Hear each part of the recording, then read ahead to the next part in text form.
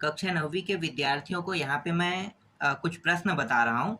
फिलहाल मैं वीडियो तो नहीं बनाना चाहता था क्योंकि ये जो सब्जेक्ट है ना काफ़ी रेयर है और रेयर टॉपिक पे मैं अगर कोई प्रश्न देता हूँ तो इसके फँसने के चांसेस कम होते हैं।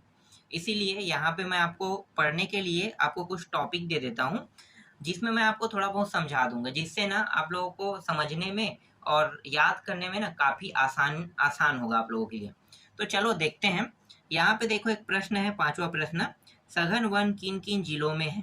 तो जिलों का नाम आपको बताना है अगर ऐसा प्रश्न आता है तो। तो देखो एक है बीजापुर, सुकमा से शुरू करेंगे। सुकमा है, बीजापुर है, दंतेवाड़ा है, बस्तर है, नारायणपुर, कोंडागांव, गरियाबंद, बिलासपुर, कोरबा, कोरिया, जसपुर और बलरामपुर में है। ठीक है? तो अगर आपको ये पूरा जिला याद नहीं होता है, ठीक है, तो जिले में क्या करना है आपको, कम से कम ना बस्तर संभाग के सभी जिलों को ले लेना है। तो वहां पे लिख देना, क्या लिखना है आपको, याद करने में, जिलों का नाम याद करने में दिक्कत होगा तो बस्तर संभाग के सभी जिलों में सघन वन पाए जाते हैं, बस इतना लिख देना, क्योंकि बस्तर संभाग में 7 जिले हैं और सबसे ज्यादा वन जो है ना बस्तर संभाग के जिलों में ही पाया जाता है। तो बस्तर शब्द का ही आपको उपयोग करना है, ये वाला, सिर्फ इसका। ठीक है, बस्तर संभाग में बस्तर संभाग के जो जिले हैं उसमें सघन वन पाया जाता है। तो एक ही लाइन में ना ये क्लियर हो जाएगा। आपको यहाँ पे बहुत सारे नाम देखने को मिल रहा है, इसको याद नहीं करना है। इसके बाद नेक्स्ट देखो, ग्रीष्म ऋतु में औसत तापमान किन किन जिलों में अधिक होता है तथा उनका वार्षिक औसत तापमान कितना है? तो सबसे अधिक जो तापमान है ना, जैसे सबसे यहाँ पे देखो, ग्रीष्म ऋतु में औसत तापमान बलरामपुर, सूरजपुर, सरगुजा, जसपुर और कोरिया जिलों में अधिक होता है और यहाँ औसत वार्षिक तापमान 22.5 से लेकर 23.8 डिग्री तक होता है। अगर रियल में अगर देखा जाए ना तो अभी की स्थिति में पूरा चीज चेंज हो चुका है, लेकिन बुक जो है ना पुराने टॉपिकों को अभी भी रखा है, इसलिए इसी के हिसाब से लिखना पड़ेगा। नहीं तो ग्रीष्म ऋतु में अगर औसतन तापमान की बात कर रहे हैं ना तो अलग अलग जगहों में अलग अलग होता है। ठीक है, लेकिन आपको यही नाम अभी यूज करना है। इसके बाद देखो, नक्शा निर्माताओं ने नक्शे के बीच में अपने ही देश रखे, क्यों? देखो एक चीज मैं बताता हूँ, जैसे कि मैं भारत से हूँ, तो भारत से हूँ तो अगर मैं नक्शा निर्माता हूँ तो मैं केंद्र बिंदु किसे मानूंगा? समझो ना, इसका उत्तर यही है, मैं जो बता रहा हूँ वही इसका उत्तर होगा। केंद्र बिंदु किसे मानूंगा? मैं अपने ही देश को मानूंगा ना, क्योंकि मैं नक्शा बना रहा हूँ। तो केंद्र बिंदु मेरा देश, मैं अपने देश को रखूंगा। उसके बाद मैं क्या करूंगा, मेरे बगल वाला देश कौन सा है, फिर मेरे पीछे वाला देश कौन सा है, मेरे नीचे में कौन है, ऊपर में कौन है, तो इसके हिसाब से मैं नक्शा बनाऊंगा। लेकिन केंद्र बिंदु किसे मानूंगा? मैं अपने देश को मानूंगा। तो उत्तर में आपको क्या लेना है, जो नक्शा निर्माता है ना अपने अपने ही देश को इसलिए वो मान रहा है क्योंकि वो अपने देश के बारे में ज्यादा जानता है, तो अपने देश को संबोधित करते हुए अन्य देशों को ये क्या कर रहा है, मिला रहा है। समझ में आ गया? तो इसीलिए नक्शा निर्माता ना अपने देश को केंद्र माना है। इसके बाद देखो यहाँ पे ये वाला प्रश्न है, ये इंपॉर्टेंट तो नहीं है, इसको मैं नहीं बता रहा हूँ, लेकिन इसका उत्तर यहाँ पे लगा है, आप लोग देख लेना। ठीक है, ये इंपॉर्टेंट है, ये प्रश्न आपको ना अभी एग्जाम में देखने को मिल सकता है, लेकिन संभावना अगर बोर्ड पेपर लेता तो ये जरूर देखने को मिलता। लेकिन बोर्ड पेपर नहीं ले रहा है, इसलिए आपके स्कूल से ही पेपर लिया जा रहा है। तो मुझे नहीं पता कि वो कौन सा पेपर में प्रश्न मतलब आपके जो पेपर है उसमें कौन सा प्रश्न लेगा, मुझे पता नहीं है, लेकिन मैं बोर्ड के हिसाब से ये प्रश्न आपको सजेस्ट कर रहा हूँ। क्या कह रहा है, रूढ़ चिन्हों से आप क्या समझते हैं? तो पढ़ लेते हैं भाई क्या कहना है, इसका मतलब क्या होता है। धरातल की सभी विशेषताओं को दर्शाने के लिए जिन प्रमाणिक प्रतीक चिन्हों का उपयोग किया जाता है उसे रूढ़ चिन्ह कहते हैं। इन चिन्हों का अंतर्राष्ट्रीय अनुबंध के अनुसार सभी देशों में एक समान होता है। ठीक है, तो रूढ़ चिन्ह हम उसे कहते हैं जिसे पूरा देश फॉलो करता है और सभी देश में ये चिन्ह एक समान माना जाता है, उसे हम रूढ़ चिन्ह कहते हैं। समझ में आ गया? रूढ़ चिन्ह का मतलब मैं आपको बता देता हूँ। जैसे कि आप सिग्नल में जाते हो, ठीक है, तो सिग्नल में इस तरह से निशान रहता है। ठीक है, ये एरो का निशान इस तरह से निशान रहता है। ये क्या कह रहा है, आगे की ओर जाओ, इस तरह से है ना, इस तरह से डायरेक्शन घुमाव रहता है, तो मोड़ आ सकता है तो इस तरह से घुमा। तो ये पूरे सिर्फ भारत बस में नहीं, हर कंट्री में इन चिन्हों का निशान सेम होता है, इसी को हम रूढ़ चिन्ह कहते हैं। समझ में आ गया रूढ़ चिन्ह का मतलब? रूढ़ चिन्ह जो सिग्नल लाइट जो उपयोग होता है, जो जेब्रा क्रॉसिंग है, आप लोगों को पता होगा जेब्रा क्रॉसिंग ऐसा रहता है। ठीक है, आपको इस प्रकार से इस पार जाना है, फिर वहाँ पे रेड लाइट लगा हुआ है, येलो लाइट है और एक ग्रीन लाइट है। तो ये सब चिन्ह है मान लो, तो हर चिन्ह का मतलब एक ही रहेगा हर देश में। इसी को हम कहते हैं रूढ़ चिन्ह। समझ में आ गया रूढ़ चिन्ह? चलो ऐसे भी प्रश्न आते हैं, देख लेते हैं हम। देखो, निम्नलिखित के प्रतीक चिन्ह रूढ़ चिन्ह बनाइए। ठीक है, जैसे कि कुआं का ऋण चिन्ह गोल रहता है, कुआं तो गोल बनाना है आपको। नदी इस तरह से आपको बनाना है। नदी के बारे में अगर पूछेगा, नदी की आकृति कैसा है, मस्जिद कह रहा है तो मस्जिद को आपको ऐसा बताना है। ठीक है, इस तरह से आकृति होता है। और मंदिर की आकृति कह रहा है तो इस तरह से बनाना है। फिर यहाँ पे देखो गिरजाघर, गिरजाघर ये रहा। ठीक है, ये क्रिश्चियन का होता है, इसलिए यहाँ पे क्रॉस का निशान लगा है ऊपर में। पक्की सड़क कह रहा है तो इस तरह से आपको बताना है, पक्की सड़क इस तरह से रहता है। कच्ची सड़क ये रहा, कच्ची सड़क डॉट डॉट डॉट करके बनाना है, मतलब डेट डेस। और सीमा अंतर्राष्ट्रीय दिया हुआ है तो आपको इस तरह से बताना है। फिर राज्य की बात कर रहा है तो राज्य को इस तरह से बताना है, और जिला की बात कर रहा है तो इस तरह से आपको बताना है। अगर इनमें से कुछ प्रश्न अगर आपको देखने को मिलता है, फिलहाल संभावना है आने की। ठीक है, इंपॉर्टेंट प्रश्न है तो आपको इन चिन्हों का उपयोग करना है। अब आगे और दिखा देता हूँ, कुछ और प्रश्न है। जैसे कि यहाँ पे देखो, यहाँ पे क्या लिखा है भाई, आप सुझाव दें कि नए स्कूल कॉलेज अस्पताल की स्थापना की योजना के विकास में नक्शे का इस्तेमाल कैसे करें। तो कैसे करते हैं नक्शे का इस्तेमाल, तो देखो, नगर के विभिन्न स्थानों से दूरी कितना है उसे पहले चेक किया जाता है। फिर नगर के महत्वपूर्ण स्थानों में किस किस दिशा की स्थापना की जानी है, कौन से संपर्क मार्गों का सही उपयोग किया जा सकता है। नक्शे की सहायता से यह भी जान सकते हैं कि मुख्य द्वार किस दिशा में रखना है। ठीक है, जैसे कि मान लो एक सड़क ले लो। ठीक है, सड़क तो सड़क के जस्ट बगल में अगर बनता है तो आपको पता है कि ये लेफ्ट है और राइट है, तो लेफ्ट राइट के हिसाब से ही हर चीज क्या करते हैं, डिसाइड करते हैं। तो फिलहाल यहाँ पे बिंदु पॉइंट आप देख सकते हो। आगे देखते हैं। देखो यहाँ पे एक प्रश्न है, चुंबकीय उत्तर दिशा किसे कहते हैं। तो चुंबकीय उत्तर दिशा का मतलब मैं आपको बता देता हूँ।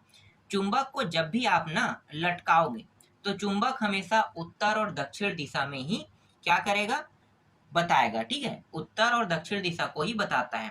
तो इससे क्या पता चल जाता है कि चुंबक जो है हमेशा प्रतिक्रिया करता है उत्तर और दक्षिण दिशा की ओर। तो आपको आसानी से पता चल जाएगा कि चुंबक जो है ना उत्तर दिशा को प्रदर्शित कर रहा है। ठीक है, तो यहाँ पे आप देख सकते हो, यहाँ पे पूरा आंसर लगा हुआ है। यही चीज है जो मैं आपको बता रहा हूँ अभी। ठीक है, आगे देखते हैं। यहाँ पे ये प्रश्न देखो, मानचित्र के क्या उपयोग है। तो मानचित्र का उपयोग क्यों किया जाता है। तो मानचित्र का जो उपयोग है ना, किसी देश के बारे में जानकारी पता करने के लिए। ठीक है, कि वो कौन से दिशा में है देश। राज्य के बारे में अगर मुझे जानकारी पता करना है तो राज्य कौन से दिशा में है, उसकी दूरी कितनी है, ये सब चीजों को जानने के लिए ना नक्शे का उपयोग किया जाता है। तो इसे आप अपने शब्दों में लिख सकते हो, जैसे मैं आपको बता रहा हूँ। अगर आप इनके उत्तर लिखोगे तो बहुत हार्ड रहेगा और टफ रहेगा। फिर भी मैं आपको पूरा उत्तर दिखा देता हूँ।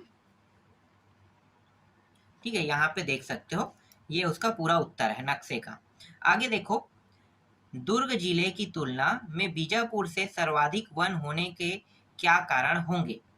भाई बीजापुर जो है ना, ये पड़ता है बस्तर संभाग में। अब बस्तर संभाग है तो बस्तर एरिया आदिवासी क्षेत्र है। आदिवासी क्षेत्र में लोग जो है ना जंगलों पे ज्यादातर रहते हैं। आदिवासी लोग जो है वो जंगल एरिया में ही रहते हैं, सिटी एरिया या गांव एरिया में नहीं रहते हैं। इसी वजह से दुर्ग के मुकाबले बीजापुर जो जिला है उसमें वन क्षेत्र ज्यादा पाए गए हैं। समझ में आ गया। ऐसे क्षेत्र जहाँ पे आदिवासियों का रहन सहन ज्यादा होता है वहां पे पेड़ पौधा रहेगा ही रहेगा, क्योंकि आदिवासी जो है ना वो वन को अपना भगवान मानते हैं। तो मैं जितना भी आपको उदाहरण दे रहा हूँ इन सब का उपयोग आप करके इसका उत्तर दे सकते हो। ठीक है, आगे देखो। इसके बाद देखो क्या लिखा है, सैनिक नक्शे को युद्ध के समय कैसे उपयोग में ले सकते हैं। तो देख लेते हैं क्या कह रहा है इसका आंसर।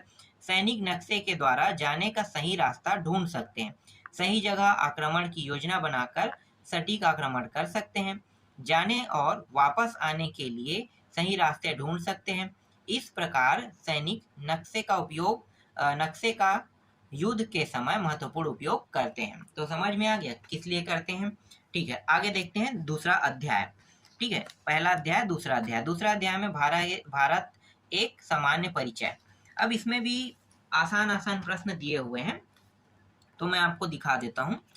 देखो पहला प्रश्न क्या है, हिमालय से निकलने वाली सदानीरा नदियाँ के नाम बताइए। भाई हिमालय से निकलने वाली नदियों के नाम तो मैं ऐसे ही बता सकता हूँ, इसको ना देखने की जरूरत नहीं है। एक तो गंगा नदी बहुत फेमस नदी है, ठीक है, तो गंगा नदी निकलता है। यमुना नदी हमारा ही नदी है, ठीक है, तो वो भी हिमालय से निकलता है। ब्रह्मपुत्र भी निकलता है, ब्रह्मपुत्र नदी भी हिमालय पर्वत से ही उद्गम हुआ है। सतलज का हुआ है, जैसे कि यहाँ पे सतलज नाम है, रावी है, व्यास है, चिनाब है, झेलम है, ये सभी के सभी नदी जो है ना। और यहाँ पे एक सबसे मुख्य नदी को ये लोग छोड़ दिए हैं। मुख्य नदी में एक है सिंधु नदी। सिंधु नदी हालांकि मानसरोवर झील से निकला है, ठीक है, लेकिन मानसरोवर झील से इसका उद्गम हुआ है, इसका मतलब ये नहीं कि वो हिमालय से निकलने वाली नदी नहीं है। और ये जो सतलज है, रावी है, व्यास है, चिनाब है, झेलम है, ये ना सिंधु नदी की सहायक नदी है। सिंधु नदी की सहायक नदी ये पांचों नदी है। तो इन तीनों का नाम आप याद रख लो। इसके अलावा सिंधु को लिखना चाहो तो सिंधु लिख लो, और सिंधु के अन्य सहायक नदी नाम दे देना। अगर ये नदी के नाम याद नहीं होते हैं, सतलज, रावी, व्यास, चिनाब और झेलम, तो आपको क्या करना है, गंगा नदी, यमुना, ब्रह्मपुत्र नदी लेना है, उसके बाद सिंधु नदी लिख लेना है, और सिंधु नदी के सहायक नदी, जितने भी सहायक नदी है वो सभी नदी हिमालय पर्वत से निकला है, इस तरह से बता देना है। ठीक है, तो ये पांचों ना सहायक नदी है, मुख्य सहायक नदी है, तो ये मुख्य सहायक नदी सिंधु के सहायक नदी है। ठीक है, तो इस तरह से आप याद कर सकते हो।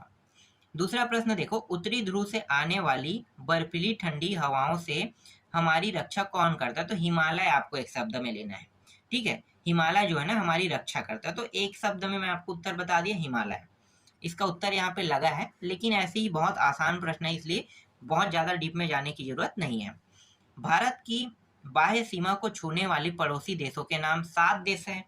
नहीं पता है नाम तो मैं बता देता हूँ। एक तो पाकिस्तान है, जिसके साथ हमारा हमेशा युद्ध होते रहता है, ठीक है, मतलब वो आतंकवादी भेजते रहता है, हम उसके आतंकवादी को मारते रहते हैं। एक चीन है, जिसके साथ हमारा दुश्मनी चल रहा है, वो जबरन का हमारे एरिया को कब्जा करना चाहता है, तो दो तो ऐसे ही याद हो गया। नेपाल है, नेपाल को भारत जो है ना बहुत सारे साधन प्रोवाइड करते हैं, तो तीसरा देश याद हो गया। चौथा भूटान है, भूटान को भी भारत देश जो है साधन प्रोवाइड करता है, भूटान जो है पूरी तरह से भारत पर ही डिपेंड है, तो चौथा याद हो गया। बांग्लादेश, बांग्लादेश भारत से ही कट के बना है ये भी, ठीक है, तो बांग्लादेश भी याद हो गया। फिर एक है म्यांमार या फिर उसे बर्मा के नाम से भी जानते हैं। अभी ना वहाँ पे गृह युद्ध चल रहा है, म्यांमार बर्मा देश में गृह युद्ध चल रहा है। वहाँ पहले ना प्रधानमंत्री हुआ करता था, लेकिन क्या है कि सेना जो है ना अपने हाथ में पूरा ना पावर ले लिया है और प्रधानमंत्री को हटा दिया है, तो इस तरह से आप याद रख सकते हो बर्मा को। और एक है श्रीलंका। तो इस तरह से 7 देशों के नाम आपको पता होना चाहिए, इसको पढ़ने की जरूरत नहीं है, 7 देश है। इसके अलावा जैसे मालदीव बता रहा है, तो मालदीव हमारे देश से तो जुड़ा नहीं है, लेकिन मालदीव को आपको लेना है तो ले सकते हो, नहीं लेना है तो नहीं लेना है, ठीक है, आपके ऊपर डिपेंड करेगा, पर 7 देश स्पष्टली आपको पता होना चाहिए। इसके बाद देखो यहाँ पे सार्क से क्या तात्पर्य कह रहे हैं, तो सार्क का मतलब फुल फॉर्म होता है, हिंदी में आपको क्या लिखना है, ये दक्षिण एशियाई क्षेत्रीय सहयोग संगठन, हिंदी में याद कर लो, ज्यादा अच्छा रहेगा, ठीक है, तो ये नाम आपको याद रखना है। इसके बाद देखो आगे, हमारे देश की प्रमुख मध्याह्न रेखा, मध्याह्न रेखा का मतलब कह रहा है देशांतर रेखा कौन सी है, तो देशांतर रेखा और एक होता है अक्षांश रेखा। अक्षांश और देशांतर के बारे में आपको पता होना चाहिए, नहीं पता है तो मैं आपको बता देता हूँ। देखो भारत देश का मैं एक नक्शा बनाता हूँ, मान लो इस तरह से भारत देश है, ये इस तरह से, ठीक है, इस तरह से, ये मान लो लगभग इस तरह से, तो ये इस तरह से जो रेखा जाता है ना, ये वाला, इसे हम क्या कहेंगे, देखो 2 तरीके के रेखा होता है, इसे हम कहते हैं यहाँ से यहाँ की दूरी बताने वाले को हम देशांतर कहते हैं, और इस तरह से अगर कोई रेखा जाता है नीचे से ऊपर की ओर, तो इसे हम कहते हैं अक्षांश, ठीक है, और इसे हम क्या कहेंगे, देशांतर। अब प्रश्न में क्या पूछा है, देखो प्रश्न में पूछा है कि हमारे देश की प्रमुख मध्याह्न रेखा देशांतर रेखा कौन सी है, तो मध्याह्न बोल रहा है, मध्याह्न मतलब क्या है कि दोनों रेखा, देख एक सेकंड, मध्याह्न रेखा बोल रहा है मतलब यहाँ पे है लगभग, ठीक है, इसे हम कहते हैं आईएसटी रेखा, ये आईएसटी रेखा ही पूछ रहा है। आईएसटी रेखा का मतलब होता है मानक समय, मतलब जो हमारा समय है ना, भारत देश का समय, हर देश का अलग अलग समय है, तो भारत देश ने अपना समय निर्धारित किया है, तो वही बीच के मध्याह्न रेखा बोल रहा है, तो मध्याह्न रेखा का जो है 82.5, देख लो कितना है 82-30 पूर्वी देशांतर रेखा देश के लगभग मध्य रेखा से गुजरती, यह देश की प्रमुख मध्याह्न रेखा है जिसे हम IST रेखा कहते हैं। अगर इसके बारे में पूरी जानकारी जानना है तो ये इलाहाबाद में है, ठीक है, इलाहाबाद के कोई जगह, अब थोड़ा सा मैं भी डाउट में हूँ, चलो बस अभी इतना जान लो कि उत्तर प्रदेश के एरिया को ही माना गया है मध्याह्न रेखा। किसी दिन ना मैं आपको ना पूरी जानकारी बताऊंगा एक, अब क्योंकि मेरे पास बोर्ड आ गया है तो बोर्ड से मैं आपको ना अच्छे से समझा सकता हूँ, अभी सिर्फ पेपर के हिसाब से समझो। इसके बाद देखो अगला प्रश्न क्या है, आपके राज्य में कितनी भाषाएं बोली जाती है? भाई भाषाओं की अगर संख्या बोलो तो 22 भाषा भारत देश में रजिस्टर है। कितने भाषा? 22 भाषा। ठीक है, तो 22 भाषा में से आप कुछ भाषा को बोल दो। एक सेकंड, ये क्या बोल रहा है? भारत देश की बात नहीं, राज्य की बात कर रहा है। राज्य की बात कर रहा है तो छत्तीसगढ़ में तो भाई छत्तीसगढ़ी बोली जाती है, हिंदी बोली जाती है, फिर ये उड़िया है, हल्बी है, गोड़ी है, कुरुक है, परजी है, खड़िया है, बिल्कुल बहुत सारी भाषाएं। छत्तीसगढ़ी के अलावा और हिंदी के अलावा जितनी भी है भाषा आपको देखने को मिल रही ना, ये सब के सब भाषा क्या है? आदिवासी भाषा है। क्या भाषा है? आदिवासी। ठीक है, तो आदिवासी भाषाओं को यहाँ पे ऐड किया गया है। तो मुख्य रूप से 3 भाषाएं यहाँ पे प्रमुख है, एक आपका छत्तीसगढ़ी भाषा, दूसरा हिंदी भाषा और तीसरा है हल्बी भाषा। ठीक है, हल्बी भाषा, 3 भाषाओं को मुख्य रूप से यहाँ पे आपको लेना है। बाकी जो है अन्य भाषाएं तो उसको आपको लिखना नहीं, तो आपको क्या करना है, मुख्य रूप से 3 भाषाएं बोली जाती है। पहली हिंदी, दूसरी नाम क्या लेना है? छत्तीसगढ़ी, और तीसरी जो भाषा है वो है हल्बी। हल्बी भाषा ना बस्तर संभाग के लोग बोलते हैं, तो 3 भाषा मुख्य रूप से बोली जाती है। ये मुख्य भाषा है ना, इसके अलावा अन्य भाषा भी है, लेकिन आपको इन तीनों भाषाओं को ही लिखना है। इसके बाद 7वां में देखो, अंडमान निकोबार द्वीप समूह किस सागर की खाड़ी में है? तो भैया इसके बारे में आपको पता होगा, बंगाल की खाड़ी में है। ठीक है, बंगाल की खाड़ी ही आंसर लेना है। हमारा भारत देश को ना 3 सागर, 3 ओर से सागर टच करता है। एक मान लो बंगाल की खाड़ी, नीचे में हिंद महासागर, और मुंबई महाराष्ट्र एरिया जो है अरब सागर है, तो 3 सागर भी बस है। तो जो बंगाल की खाड़ी है वो अंडमान निकोबार द्वीप समूह में पाया गया है, जिसमें आपका श्रीलंका भी आता है वही एरिया में। ठीक है, तो यहाँ पे आपको बंगाल की खाड़ी लेना है। लक्षद्वीप किस सागर या खाड़ी में है? तो लक्षद्वीप जो है ना, हाँ अभी मैंने बोला ना अरब सागर, देखो नाम आ गए यहाँ पे अरब सागर, तो क्या लेना है? अरब सागर। 3 ही सागर है, एक बंगाल की खाड़ी, सागर में तो 2 हिंद महासागर और एक है अरब सागर है, लेकिन बंगाल की खाड़ी को भी ना एक सागर के रूप में ही लिया गया है। तो जब बंगाल की खाड़ी रहेगा तो हिंद महासागर नहीं लेना है, लेकिन सागर में वो हिंद महासागर का ही हिस्सा है। तो एक तो अरब सागर आ गया यहाँ पे, लक्षद्वीप अरब सागर में है। छत्तीसगढ़ राज्य की सीमा किन किन राज्यों से मिलती है? तो किन किन राज्यों से मिलती है? तो छत्तीसगढ़ के जो राज्य की सीमा है वो तकरीबन 8 राज्यों से मिलता है। ठीक है, 8। एक मध्य प्रदेश है जिससे ये कट के बना है।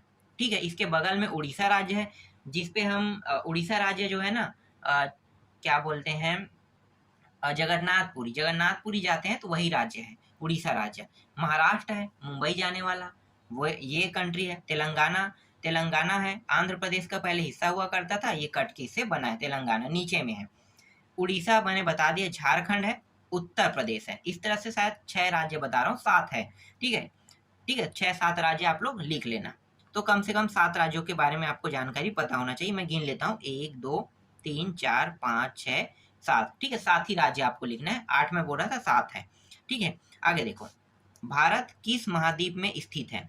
तो भारत किस महाद्वीप में है? भाई एशिया महाद्वीप। एशिया महाद्वीप में 45 से अधिक देश आते हैं, जिसमें चीन भी है, रूस भी है, ये सब एशिया के अंतर्गत आते हैं। ये बड़े बड़े कंट्री, ये सबसे बड़े कंट्री है एशिया महाद्वीप का।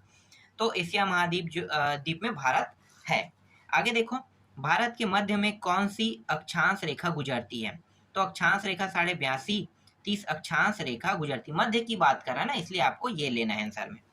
देशांतर भी कहेगा तो भी आपको ये लेना है, मध्य की बात है, क्योंकि ये मध्य की बात कर रहे हैं, तो ये दोनों सेम रहेगा। आगे आते हैं,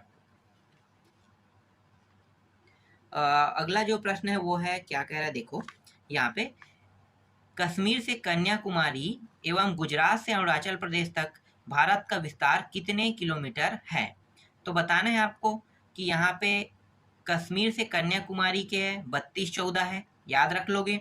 गुजरात से अरुणाचल प्रदेश की है 29-33, ठीक है, 29-33। तो ये कश्मीर से कन्याकुमारी जो है अक्षांश रेखा को दर्शा रहा है और गुजरात से अरुणाचल प्रदेश देशांतर रेखा को दर्शा रहा है। तो 32-14 याद रखना है और 29-33 याद रखना है। भारत के उन राज्यों की पहचान कीजिए जिनसे होकर कर्क रेखा गुजरता है। तो कर्क रेखा 8 देशों से होकर गुजरता है। सबसे पहले गुजरात को लेना है आपको, गुजरात है, इसके बाद राजस्थान आता है, लेकिन यहाँ पे राजस्थान नहीं दिया है।